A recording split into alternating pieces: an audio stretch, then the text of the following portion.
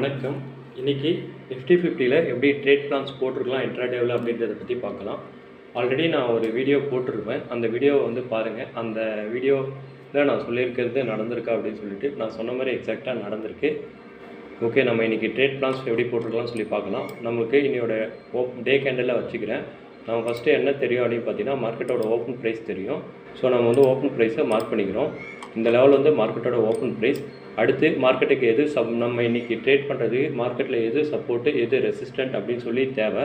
மார்க்கெட்டோடைய support எங்கே இருக்குது, மார்க்கெட்டோட ரெசிஸ்டன்ட் எங்கே இருக்குதுன்னு மார்க் பண்ணி போகிறோம். மார்க்கெட்டோட சப்போர்ட் வந்து பார்த்திங்கன்னா இங்கே பார்த்திங்க அப்படின்னா தெரியும். இந்த விக்கு வந்து பார்த்திங்கன்னா ஒரு எஃப்யூஜி மாதிரி ஆக்ட் ஆகும். ஸோ எப்போ வந்து மார்க்கெட் வந்து இந்த விக்குக்கு வருதோ இங்கேருந்து வந்து பார்த்திங்கன்னா மார்க்கெட் வந்து என்ன நடந்திருக்கு அப்படின்னு சொல்லி பார்த்தீங்கன்னா இங்கேருந்து மார்க்கெட் வந்து மேலே போய் இங்கேருந்து வந்து டவுன் வந்திருக்கு. ஸோ மார்க்கெட் எங்கேருந்து மேலே போயிருக்கு, இங்கேருந்து தான் மேலே போயிருக்கு அப்படின்றதால, அதாவது இங்கேருந்து மார்க்கெட் வந்து என்ன நடந்திருக்கு, கேப் அப் ஆகிருக்கு. கேப் அப் ஆகிறதுக்கு எங்கேருந்து போய் கேப் அப் ஆகிருக்கு மார்க்கெட்டு, இந்த இடத்துலேருந்து தான் போய் கேப் அப் ஆகிருக்கு. ஸோ நேரத்துடைய க்ளோசிங் வந்து இங்கே அப்படின்றதால இந்த டிமாண்ட்லேருந்து மார்க்கெட் இங்கே டிமாண்ட் ஏற்பட்டதால தான் ப்ரைஸ் வந்து மேலே போயிருக்கு.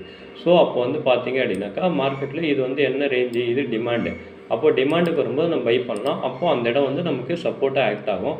அடுத்த சப்போர்ட் எங்கே அப்படின்னு பார்த்தீங்கன்னா இங்கேருந்து மார்க்கெட் வந்து பார்த்திங்கன்னா நேற்று இந்த லெவல்லேருந்து மேலே போய் க்ளோஸ் ஆகிருக்கு. நேற்றுடைய ஓப்பன் இங்கே இருக்குது. இங்கே ஓப்பன்லேருந்து மேலே போய் இங்கே டிமாண்ட் ஏற்பட்ட வச்சு இங்கேருந்து ப்ரைஸ் வந்து மேலே போயிருக்கு. ஸோ இதுவும் வந்து பார்த்திங்கன்னா மார்க்கெட்டில் நம்மளுக்கு என்ன லெவலாக இருந்திருக்கு அப்படின்னு பார்த்தீங்கன்னா ஒரு டிமாண்ட் லெவலாக இருந்திருக்கு. ஸோ டிமாண்ட் வந்து பார்த்திங்கன்னா நம்மளுக்கு ஒரு சப்போர்ட்டாக ஆக்ட் ஆகும். இந்த 2 பாயிண்ட்டு வந்து முடிஞ்சு அடுத்து சப்போஸ் மார்க்கெட் வந்து இந்த லெவலில் பிரேக் பண்ணால் அடுத்து மார்க்கெட் எங்கே போகலாம் அப்படின்னு பார்த்தீங்க அப்படின்னாக்கா அடுத்து வந்து பார்த்திங்கன்னா ப்ரைஸ் வந்து இங்கேருந்து டிமாண்ட் ஏற்பட்டு மார்க்கெட் மேலே போயிருக்கு. ஸோ இதுவும் வந்து ஒரு சப்போர்ட்டாக ஆக்ட் ஆகும். இந்த 3 லெவல் வந்து பார்த்திங்கன்னா மார்க்கெட்டோட இன்றைக்கான சப்போர்ட்டாக ஆக்ட் ஆகும்.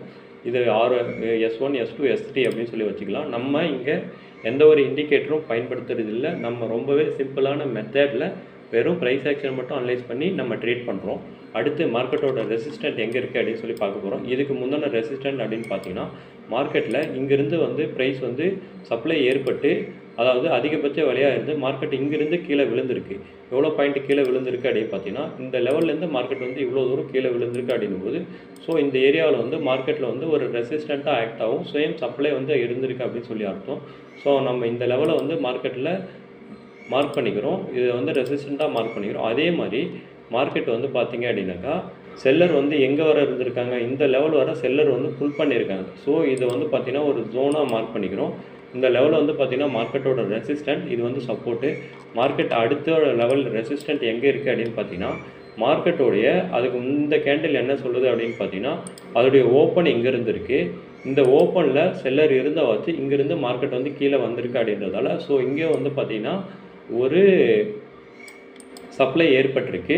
அப்போ இந்த லெவலுக்கு வந்தால் மார்க்கெட் வந்து இந்த லெவலில் வந்து பார்த்திங்கன்னா ஒரு ரெசிஸ்டண்ட்டாக ஆக்ட் ஆகும்.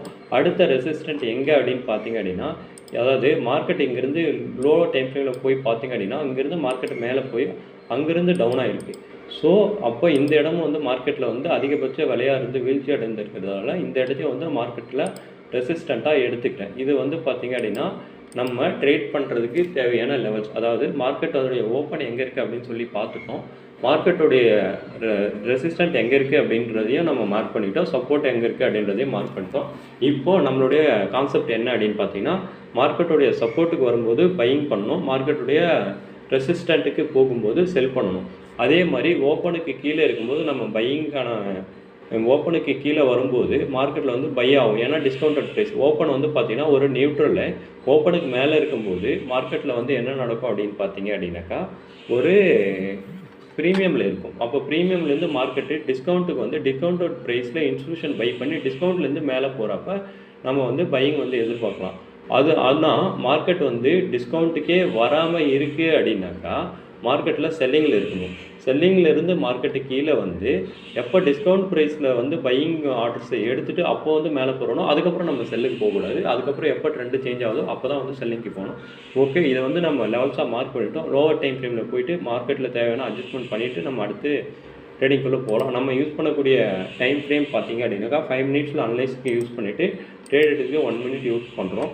ஓகே, மார்க்கெட்டோட ரியாக்ஷன் எப்படி இருந்திருக்கு அந்த ரேஞ்சில் அப்படின்னு சொல்லி பார்க்கலாம்.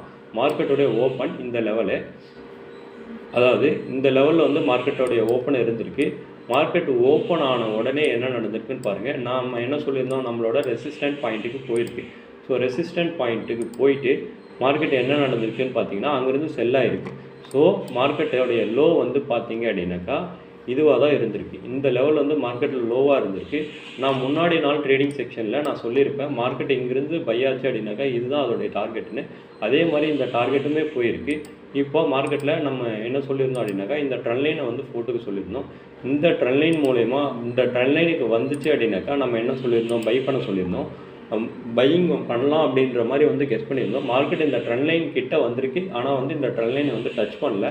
எப்போவுமே நம்ம என்ன எதிர்பார்ப்போம் அப்படின்னாக்கா அதே மாதிரி மார்க்கெட் வந்து எங்கேருந்து மார்க்கெட் அது முன்னாடி நடந்திருக்கக்கூடிய ஸ்ட்ரக்சரு இங்கேருந்து மார்க்கெட்டு ஒரு மேலே போயிட்டு இந்த லெவல்ஸ் போயிட்டு அங்கேருந்து இந்த மாதிரி வந்து ஒரு சின்னதாக கரெக்ஷன் கொடுத்து இங்கேருந்து கேப் அப் ஆகி மேலே போயிருக்கான். ஸோ மார்க்கெட்டோட டிமாண்ட் லெவல் எங்கே இருந்திருக்கு, இந்த லெவலில் தான் இருந்திருக்கு. அப்போ நம்ம என்ன பண்ணுவோம், இந்த டிமாண்ட் லெவலை மார்க்கெட்டில் மார்க் பண்ணுவோம். இந்த டிமாண்டுக்கு வந்து நம்ம பையிங் கன்ஃபர்மேஷன் கொடுத்துச்சு அப்படின்னாக்கா நம்ம வந்து பை எடுக்கலாம்.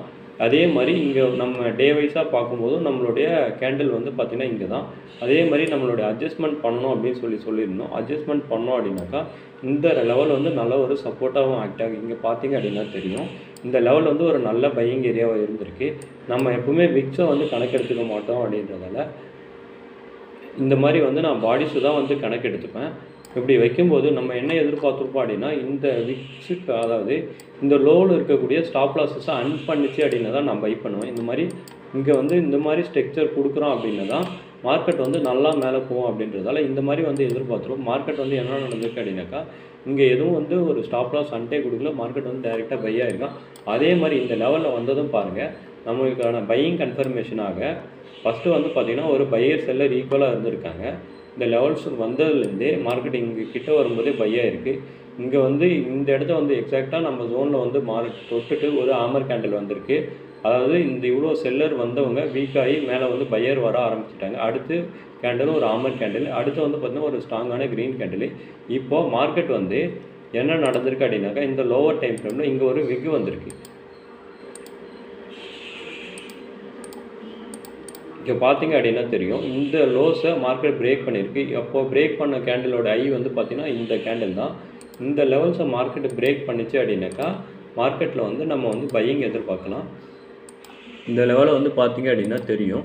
இதை வந்து நான் 1 மினிட்ல வந்து காமிக்கிறேன். அதே மாதிரி மார்க்கெட் வந்து இந்த லெவல்லேருந்து செல் ஆகிருக்கு அப்படின்றதால அவங்களுக்கு ஹிடன் சப்ளை எங்கே இருக்கோ அதை மார்க் பண்ணிவிட்டு அந்த இடம் வந்து மார்க்கெட் வரும்போது செல்லிங் தான் எதிர்பார்க்கணும். ஏன்னா ஃபஸ்ட்டு வந்து மார்க்கெட்டோட ட்ரெண்ட் வந்து சேஞ்ச் ஆகலை அப்படின்றதால நம்ம என்ன பண்ணுவோம் அப்படின்னாக்கா செல்லிங் தான் எதிர்பார்ப்போம்.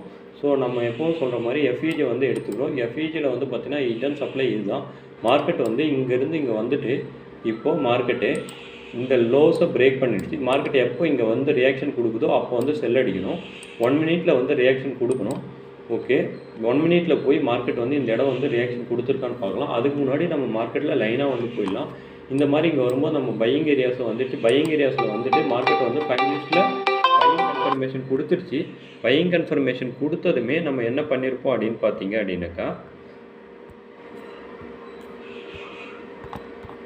பையிங் கன்ஃபர்மேஷன் கொடுத்ததும் 1 மினிட்ல போய் ஹிடன் சப்ளையில் ஹிடன் டிமாண்டில் மார்க்கெட் வரும்போது நம்ம ட்ரேட் எடுப்போம். 5 மினிட்ஸில் ஹிடன் மார்க்கெட்டிங் கொடுத்துச்சு.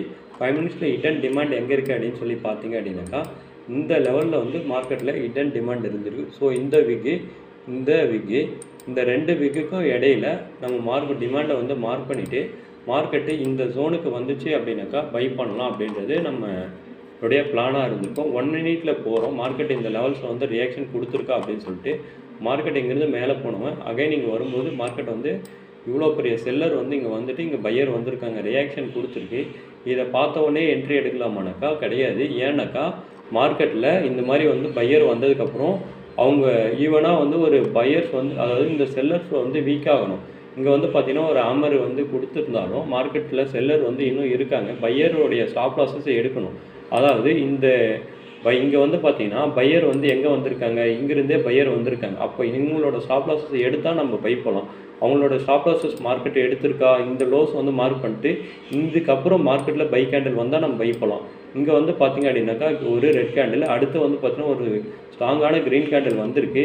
நம்ம இந்த க்ரீன் கேண்டிலில் பார்த்ததுமே என்ன பண்ணியிருக்கலாம் அப்படின்னாக்கா, தாராளமாக வந்து இந்த கேண்டிலில் என்ட்ரி எடுத்துகிட்டு அதோடைய ஸ்டாப் லாஸஸை இந்த ஜோனுக்கு கீழே வச்சுட்டு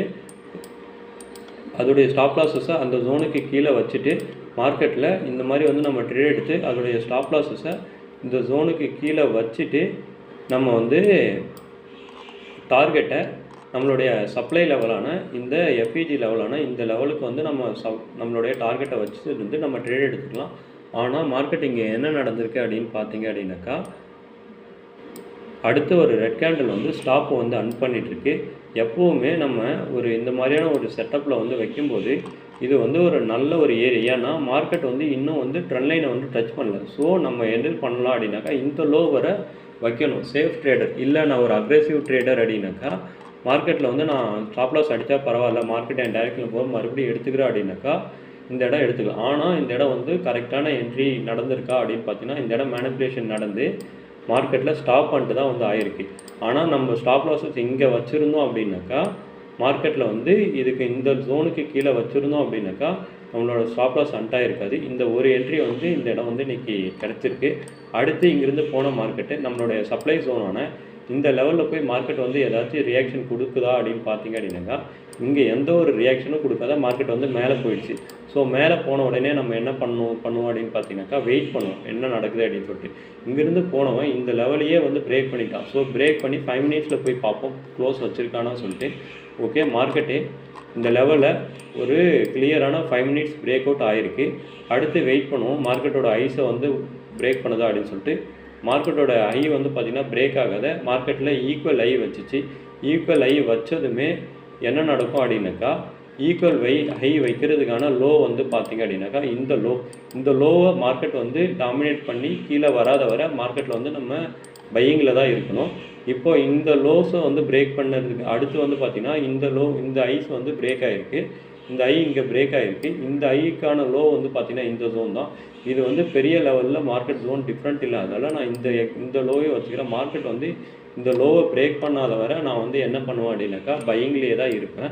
அடுத்து மார்க்கெட்டில் என்ன நடந்திருக்கு அப்படின்னு மார்க்கெட் வந்து இப்போ எங்கே போகும் அப்படின்னு பார்த்தீங்கன்னா, இந்த ரெசிஸ்டன்ட் லெவலான இந்த லெவலுக்கு போகும். நம்ம இங்கே ஹையர் டைம் ஃப்ரேமில் போட்டோம். இதோடைய அட்ஜஸ்ட்மெண்ட் வந்து பார்த்திங்க அப்படின்னாக்கா இந்த லெவலில் இருக்குது. நம்ம உடைய ரெசிஸ்டன்ட் லோவர் டைம் ஃப்ரேமில் வந்து மார்க் பண்ணும்போது இப்போ இந்த மாதிரி எங்கெல்லாம் என்ன நடக்கும் அப்படின்னாக்கா, இந்த லெவல்ஸில் போய் மார்க்கெட் வந்து ஒரு செல்லிங் எடுக்கிறான். இந்த மாதிரி வந்து மார்க்கெட்டை மேலே போயிட்டு இங்கே இருக்கக்கூடிய ஸ்டாப் லாஸ்லாம் எடுத்துகிட்டு அதோடைய லோஸை கட் பண்ணி அகைன் வந்து ஒரு ஹிடன் டிமாண்டில் வரான் அப்படின்னாக்கா, இந்த மாதிரி வந்து இந்த ஜோன் வரை நம்ம வந்து டார்கெட் பண்ணலாம்.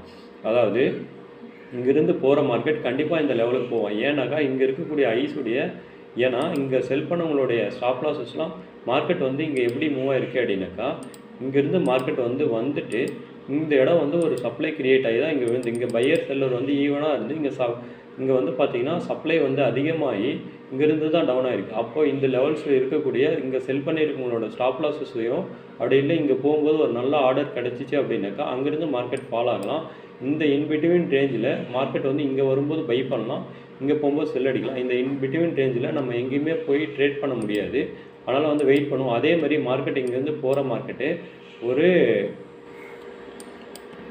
அடுத்த லோவான இந்த லோவை வந்து கொடுத்துருக்கு. ஸோ அடுத்து இந்த லோஸ் வந்து நம்ம மார்க் பண்ணிட்டு மார்க்கெட்டில் எப்பவும் போல தான். ஏன் இந்த லோஸ்னாக்கா இந்த ஐ பிரேக் ஆனதால் இந்த லோஸ் இந்த மாதிரி வந்து மார்க்கெட் ஸ்ட்ரக்சர் ஷிஃப்ட்டு கொடுக்குறோம். இந்த மாதிரி வந்து லோவை பிரேக் பண்ணிட்டு அகைன் மேலே ஒரு எஃப்இஜி கிடைக்கிது அப்படின்னாக்கா அங்கேருந்து சப்ளை எடுத்து இந்த மாதிரி வந்து நான் ட்ரெண்ட் லைனுக்கு வர வந்து ஃபோக்கஸ் பண்ணலாம். ஏன் வந்து நம்ம இங்கே லோவுக்கு ஃபோக்கஸ் பண்ணுறோன்னா, இங்கேருந்து மார்க்கெட்டு இங்கே வந்து பார்த்திங்கனாக்கா அக்ரெசிவாக பை ஆகி மேலே போயிருக்கான். இங்கே வந்து பார்த்திங்கன்னா எக்ஸஸ் ஆஃப் ஆர்டர் நிறைய இருக்குது. இந்த ஆர்டர்ஸ் எல்லாம் கலெக்ட் பண்ணுறதுக்கு மார்க்கெட் வந்து கீழே வரலாம். அதே மாதிரி இந்த ட்ரெண்ட் லைனையுமே வந்து மார்க்கெட் வந்து டச் பண்ணவே இல்லை அப்படின்றதால இந்த லெவல்ஸ் வந்து நம்ம எதிர்பார்க்கலாம். இப்போ மார்க்கெட்டு இங்கேருந்து சப்போஸ் இப்போ பிரேக் பண்ணி இங்கே க்ளோஸ் வச்சிருச்சு அப்படின்னாக்கா இங்கே கிடைக்கக்கூடிய இந்த லெவலை பிரேக் பண்ணி கீழே வச்சுட்டா அப்படின்னாக்கா இங்கே கிடைக்கக்கூடிய சப்ளையில் வந்து நம்ம ட்ரேட் எடுத்து மார்க்கெட்டில் அடுத்த லோஸான இந்த லோஸை டார்கெட் பண்ணலாம். ஆனால் எப்போவுமே இங்கே வந்து பார்த்திங்கனாக்கா இது ஒரு நல்ல ஒரு ஹை, இதை பிரேக் பண்ணியிருக்கான் அப்படின்றதால எப்போவுமே இந்த மாதிரி வந்து ஒரு பெரிய லோஸை வந்து இது 5 மினிட்ஸில் அது லோவாக இருக்கும். 15 மினிட்ஸோட லோ இந்த லோவாக தான் இருக்குது அப்படிங்கும்போது நம்ம என்ன பண்ணணும், இந்த லோஸை பிரேக் பண்ணும்போது தான் நம்ம வந்து ட்ரெண்டை சேஞ்ச் பண்ணணும். அது வரை வந்து நம்ம பையிங்கில் தான் இருக்கணும். இந்த மாதிரி வந்து மார்க்கெட் இந்த மாதிரி ஸ்ட்ரக்சர் கொடுத்தா இந்த மாதிரி வந்து ட்ரேட் எடுக்கலாம். அடுத்து அப்படி இல்லை நான் இன்னும் டவுன் ட்ரெண்டுக்கு வந்து போனோம் அப்படின்னாக்கா இந்த ட்ரெண்ட் லைனை மார்க்கெட் பிரேக் பண்ணணும். இந்த ட்ரெண்ட் லைனை பிரேக் பண்ணதுக்கப்புறம் நீங்கள் வந்து செல்லிங் போனீங்க அப்படின்னாக்கா ரொம்ப நல்லாயிருக்கும். ஆனால் வந்து இந்த ட்ரெண்ட் லைனை பிரேக் பண்ணாத வரை நம்ம மார்க்கெட்டில் பையிங்கில் இருக்கிறது நம்மளுக்கு வந்து சேஃபான ஒரு என்ட்ரியாக இருக்கும் அப்படின்னு சொல்லிக்கிறேன். இப்படி தான் வந்து மார்க்கெட்டில் வந்து நம்ம ஒரு ட்ரேடிங்கை எக்ஸிக்யூட் பண்ணணும். அதே மாதிரி இந்த மாதிரி அனலைஸ் பண்ணும்போது ரொம்ப ஷார்ட்டாக ரொம்ப குறைவான நேரத்தில் நம்மளுடைய பை ஏரியா எது செல் ஏரியா எது அப்படின்றத கெஸ் பண்ணி ட்ரேடிங்குடைய பிளானை வந்து போட முடியும். இவ்வளோ தான் இந்த வீடியோ. இந்த வீடியோ பிடிச்சிருந்தா நம்ம சேனலை சப்ஸ்கிரைப் பண்ணுங்கள். அதே மாதிரி உங்கள் டவுட்ஸ் எதுவாக இருந்தாலும் வந்து கேட்கலாம். கண்டிப்பாக நான் எதுவாக இருந்தாலும் நான் கிளாரிஃபிகேஷன் கொடுக்குறேன். இந்த வீடியோ உங்கள் எல்லாருக்கும் பிடிச்சிருந்துச்சி அப்படின்னாக்கா உங்கள் ஃப்ரெண்டுங்களுக்கும் ஃபார்வர்ட் பண்ணுங்கள். நன்றி, வணக்கம்.